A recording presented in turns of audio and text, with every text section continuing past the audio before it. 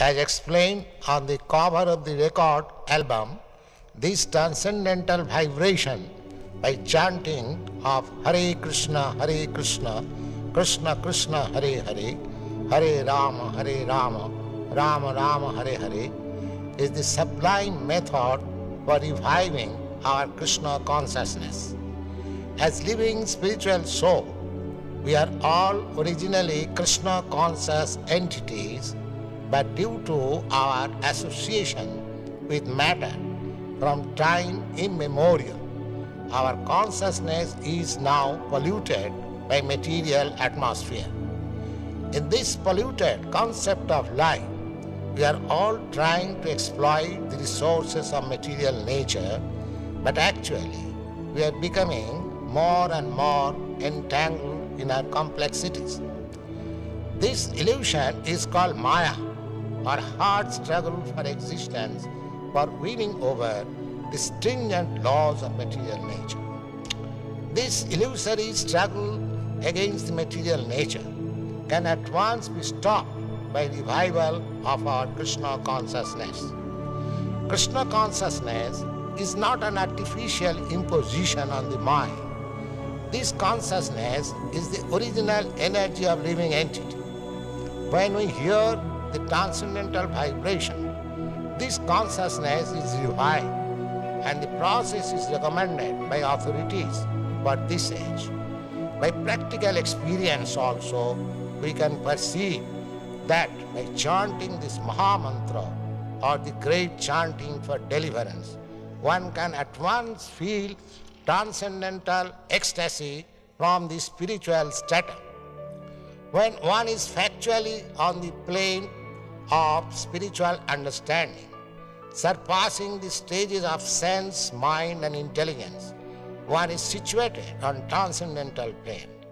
This chanting of Hare Krishna, Krishna Krishna, Hare Hare, Hare Rama, Rama Rama, Hare Hare, is directly enacted from the spiritual platform, surpassing all lower status of consciousness, namely sensual, mental and intellectual.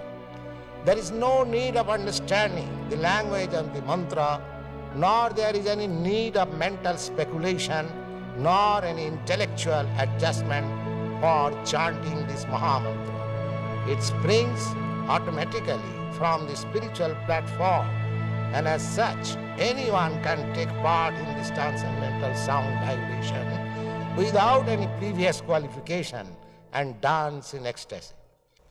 We have seen it practically. Even a child can take part in the chanting, or even a dog can take part in it. The chanting should be heard, however, from the lips of a pure devotee of the Lord, so that immediate effect can be achieved.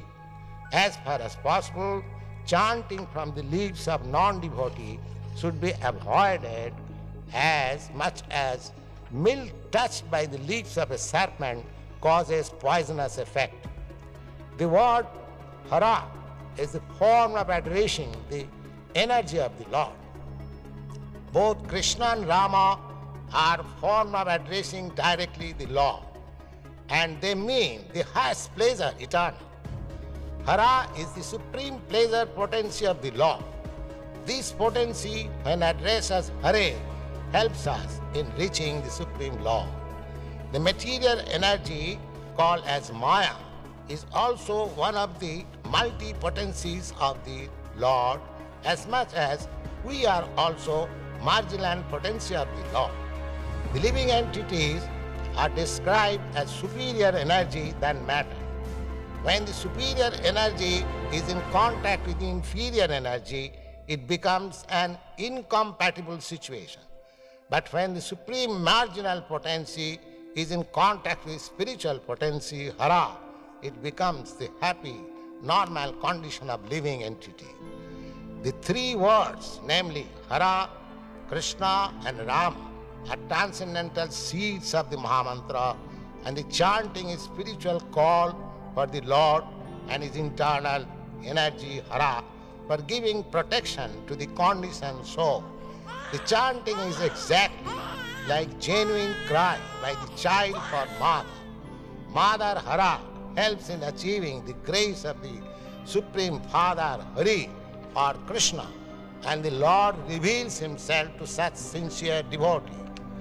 No other means, therefore, of spiritual realization is as effective in this age as chanting the Mahamantra Hare Krishna, Krishna Krishna, Hare Hare, Hare Rama, Rama Rama, Hare Hare.